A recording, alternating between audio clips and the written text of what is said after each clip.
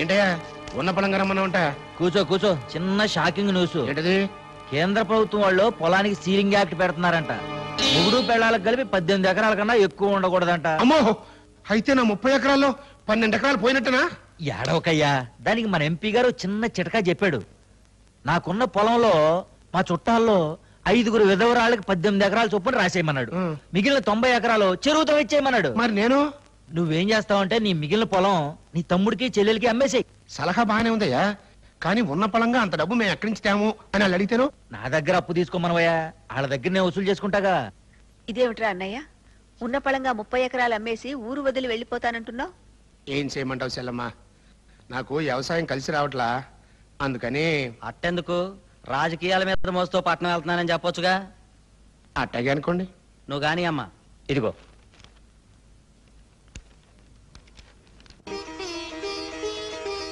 మీ అన్నయ్య గారి 30 ఎకరాలు నిన్ననే మీరు కొన్నారట కదమ్మా రాజలక్ష్మి గారు.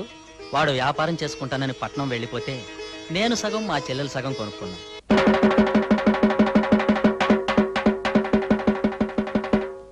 ఇందు మూలంగా 50 మంది ప్రజానీకానికి తెలియజేయమనగా కేంద్ర ప్రభుత్వం భూ పరిమితి చట్టం తెచ్చింది. దీని ప్రకారం భార్యాభర్తలిద్దరికీ కలిపి 18 ఎకరాల మాగాని గాని 36 ఎకరాల మెట్ట గాని ఉండొచ్చు. మిగతా భూమిని ప్రభుత్వానికి అప్పగించవలసిందిగా 50 మందికి తెలియజేయడం ఏందో. ఎంత మోసం! జగన్ గాడి సంగతి తెలిసే నిన్న మనకు అమ్మేశాడన్నమాట. సొంత చెల్లి తమ్ముడు అని ఆలోచించకుండా ఎంత అన్యాయం చేశాడు. అంటే మీరు కొన్న 30 ఎకరాల మాగాడితో పాటు మీకున్న ఆ పొలం కూడా ప్రభుత్వం తీసేసుకుంటుందన్నమాట.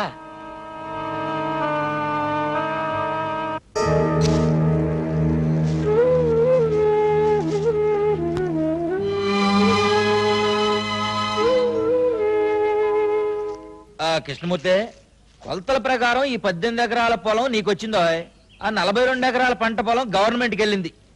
నీ బావ దగ్గర నువ్వు పొలం కొనడానికి నా దగ్గర అప్పు తీసుకున్న మొత్తం తీర్చడానికి ఈ 18 ఎకరాల్లో ఇంకొక 8 ఎకరాలు అమ్మాల్సి ఉంటుంది అనుకుంటా.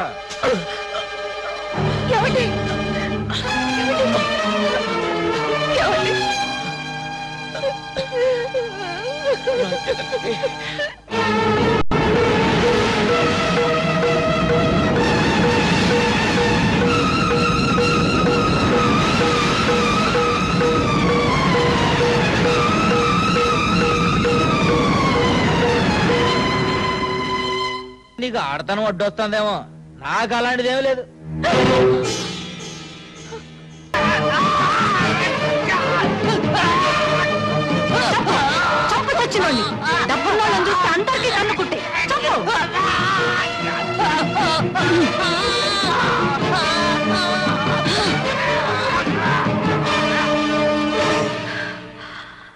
చూడు పేపర్ సుబ్బారావు, నీకు నోరు దోలగా ఉంటే రాజీవ్ గాంధీని ఎవరు ఎట్టా చంపారో చెప్పుకో, విపి సింగ్ ని ఎవరు ఎట్టా దింపారో చెప్పుకో. అంతేగాని నేను దాచుకున్న 200 ఎకరాలు ఎవరెవరి పేరున బినామీగా నడుపుతున్నానో చెబితే అన్నవని కూడా చూడకుండా నీ శవాన్ని కూడా చేపల చెరువులో పారేస్తాను. గల్లీలో లొల్లి మొదలైంది తల్లి చెల్లో. అదేం పిలుపు ఆ పిచ్చవేదవ? అమ్మానో చిన్నమ్మానో పిన్నెనో పిలవలేవు. మా నాన్న మొదటి భార్య నాకేమవుతుంది? తల్లి. ఆవిడకు నువ్వేమవుతావు? చెల్లి. అందుకే నువ్వు నా తల్లి చెల్లి, నా పిచ్చి తల్లి. విషయం ఏమిట్రా? అవును, 18వ రోజు యుద్ధంలో ఓడిపోయిన దుర్యోధనలో ఫేస్ పెట్టాడు మా నాన్న. ఏడిసావు, సంగతి ఏంటో ఏడు. అక్కడ కొంపలంటూ పోయాయి. ఎవడి కొంపలు? మన ప్రిస్టేజ్ కొంపలు. తల్లి చెల్లి సర్పంచి, నువ్వు మండలాధ్యక్షుడివి. కానీ ఊళ్ళో వర్షాలు పట్టలేదని శివాజీ, వాడి తల్లి రాజ్యలక్ష్మి గుడి దగ్గర పూజలు చేయించి జనాభాను కొట్టేస్తున్నా.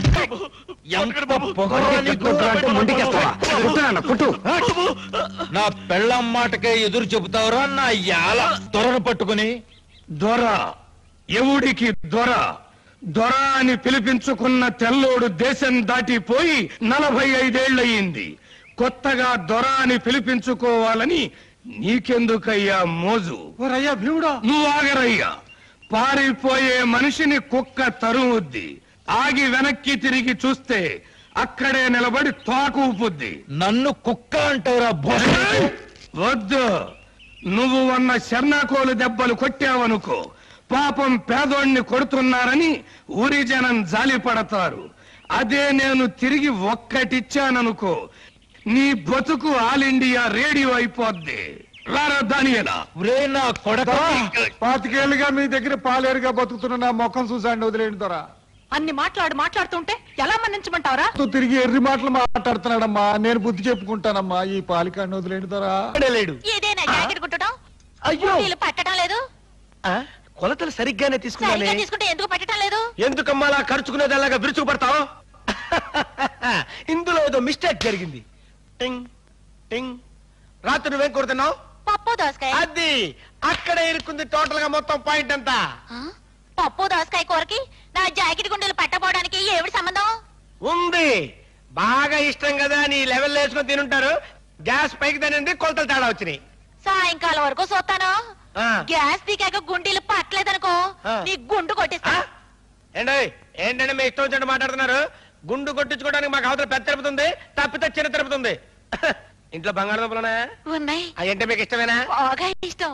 ఆహా, బాగా ఇష్టం కదా ఇంత బంగాళదుంప కూడా తిన్నారనుకోండి, డబల్ గ్యాస్ పెరిగిపోతే పై గుండెలు పట్టుపడి పగిలిపోతాయి. వెళ్ళండి. రే చూస్తామేంట్రా, సెకండ్ క్యాండిడేట్ బిలు.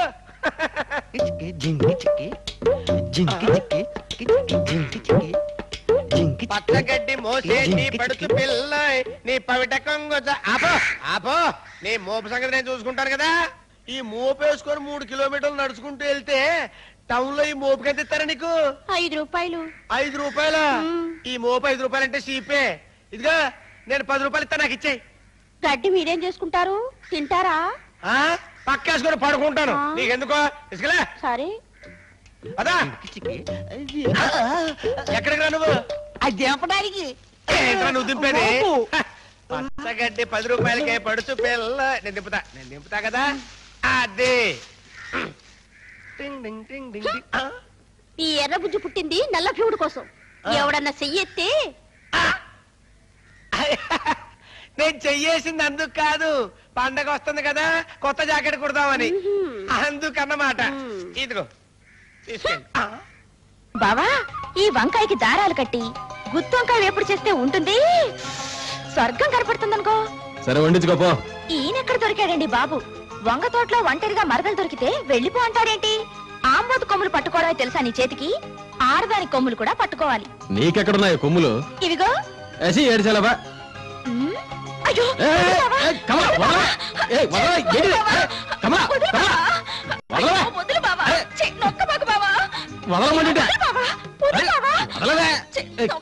అయ్యో, నా కొడుకు నేను చేస్తున్నావే? నేనేం చేయట్లేదు అత్తయ్య. బావే నీతో పనుంది రావే అని వంగ తోటలోకి లాక్కెళ్తున్నాడు. అమ్మా నమ్మకు, ఇదే వంకాయలు దొంగతనానికి వచ్చింది. అయ్యో లేదత్తయ్య, బావే నన్ను గట్టిగా మళ్ళీ ఉసే అమ్మ పుట్టిల్లు మేనమావ కెరు కానీ నీ సంగతి నాకు తెలియదు. ఇదిగో అన్నయ్య, రా రా రా. చూడు, నీ కూతురు నా కొడుకు అమాయకుడు చేసి ఎలా ఆట పట్టిస్తుందో. దాందే ఉందిలే అమ్మా, వంగ తోట బావ మరదళ్ళు పోనీ. రోజు రోజుకి దీని అల్లరి ఎక్కువ అయిపోతుందమ్మా. ఇంకా ఎన్నాళ్ళరా? ఈ ఏడు మిరప చేను బాగా పండిందిగా, సుధకు పెళ్లి చేసి ఓ ఇంటి దాన్ని చేస్తే. అదేంటి ముందు లైన్ లోకి వచ్చింది మేమైతే వాళ్ళని పంపిస్తామంటారు? అది కాదమ్మా, ముందు చెల్లెలికి పెళ్లి చేయకుండా అన్నలు పెళ్లి చేసుకోకూడదు. అది అనాదిగా వస్తున్న ఆచారం. ఇప్పుడు చూసావన్నయ్య నీ కూతురు ఎంత తొందరపడుతుందో. పద పద, పొద్దెక్కుతుంది. వంగ తోటలో కొడుకు కోడల్ని వాటేసుకున్నాడని చెప్పినా ఈవిడ బుర్రకి కరెంట్ అందట్లేదురా దేవుడో.